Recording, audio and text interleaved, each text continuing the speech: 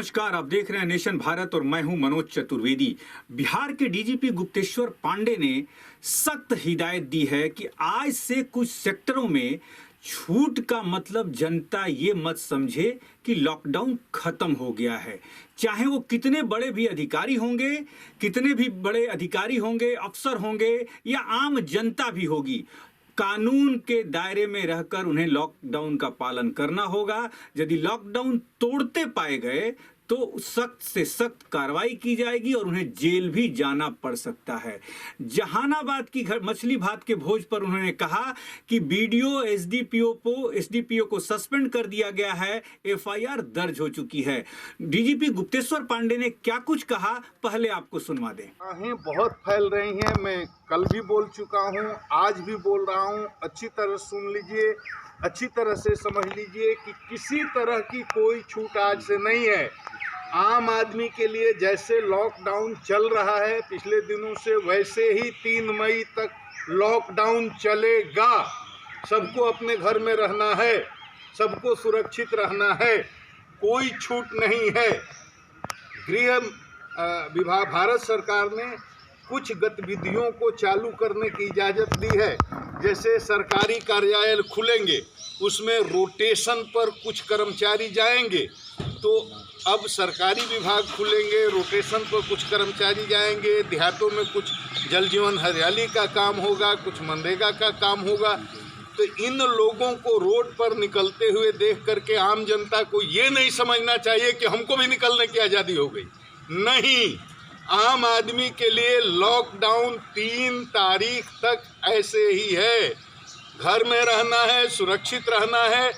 जो लोग रोड पर, गाड़ी पर, मोटरसाइकिल पर बाहर दिख रहे हैं, वो काम करने वाले लोग हैं, पास लेकर के वैध ढंग से दिख रहे हैं। उनको देखा देखी में कि वो निकल रहे हैं तो हम भी निकल सकते हैं, ये काम करिएगा, मुकदमा होगा, पकड़ाइएगा, जेल जाइएगा। ये काम नहीं करना। सर, आप 40 एसपी सबको बोलता हूँ, बार बार बोलता हूँ, एक एक सिपाही को बोलता हूँ, एक एक थानेदार को बोलता हूँ, डीएसपी एसपी सबको बोलता हूँ। संकट का समय है, लेकिन जनता की सेवा करके उनका दिल जीतने का समय है। इसलिए एक अच्छा संबंध बने, भावनात्मक संबंध बने पुलिस पब्लिक के बीच। इसलिए मैंने कहा कि शहरों में जितने भी हमारे एसपी हैं, वो रोज किसी न किसी बच्चे जिसका जन्मदिन हो, उसके घर सोशल डिस्टेंसिंग के नियमों का पालन करते हुए बच्चे के लिए केक और चॉकलेट भेजेंगे। 2 सिपाही जाएंगे और मास्क लगा करके जाएंगे। घर में भी कोई तमाशा नहीं करेंगे, बस केक देंगे, हैप्पी बर्थडे बोलेंगे। ये बिहार पुलिस की तरफ से हैप्पी बर्थडे का केक है, और उसके बाद में वो चले आएंगे। तो इससे जनता और लोगों के, मैंने तो ये भी कहा है सारे सिपाही, सारे थानेदार, सारे एसपी लोगों को कि जो शोषित हैं, दलित हैं, पीड़ित हैं, कमज़ोर हैं, बीमार हैं, बूढ़े हैं, लाचार हैं, सबकी सेवा करिए। जिनको खाना नहीं उसको खाना पहुंचाइए, जिसको दवा की ज़रूरत है उसको दवा पहुंचाइए, जिसको हॉस्पिटल जाना है उसके लिए एम्बुलेंस की व्यवस्था करिए। हमारे तो लोग खून भी दे रहे हैं जहाँ ज़रूरत पड़ रही है, अपना रक्त दे रहे हैं मरीजों को। तो ये सेवा करने के लिए हमने कहा, ये लाठी चलाने का समय नहीं है जी। ये पुलिस स्टेट नहीं है, डेमोक्रेटिक वेलफेयर स्टेट है ये। हाँ, कुछ मन चले हैं, कुछ गुंडे हैं, बदमाश हैं, लुच्चे हैं, लफुए टाइप के लोग हैं, जो मोटरसाइकिल की स्पीड चेक करने के लिए रोड पर निकल जाते हैं। उनके साथ तो सख्ती करनी पड़ेगी।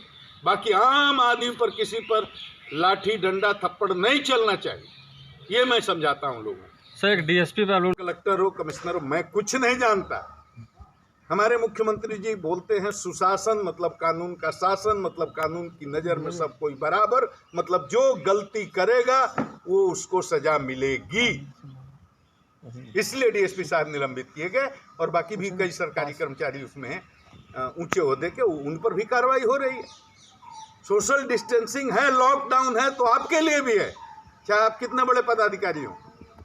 आप लॉकडाउन के नियमों का उल्लंघन करते हुए जा करके सामूहिक भोज ना ऑर्गेनाइज कर सकते हैं, ना उसमें जा करके शामिल हो सकते हैं। ये बहुत ही गैर जिम्मेदाराना हरकत है, और इसको कतई बर्दाश्त नहीं किया जाए।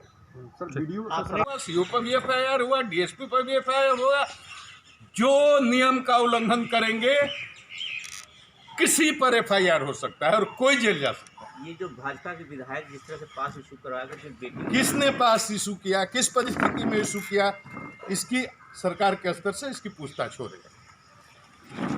तो आपने सुना, डीजीपी गुप्तेश्वर पांडे बिहार के हैं। उन्होंने क्या कुछ कहा, सख्त से सख्त कार्रवाई का निर्देश दिया। पुलिस बलों को कहा कि आप जैसे इतने दिनों से लगे हैं, 3 मई तक उसे आपको अपने काम में इसी तरीके से जुटे रहना होगा।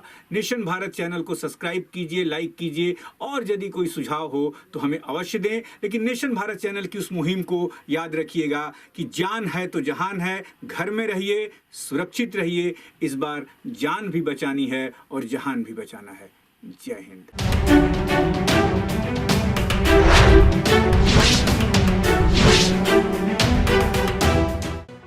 लेटेस्ट खबरों से जुड़े रहने के लिए हमारे चैनल नेशन भारत को सब्सक्राइब करें और बेल आइकन को दबाएं ताकि कोई खबर छूट न पाए।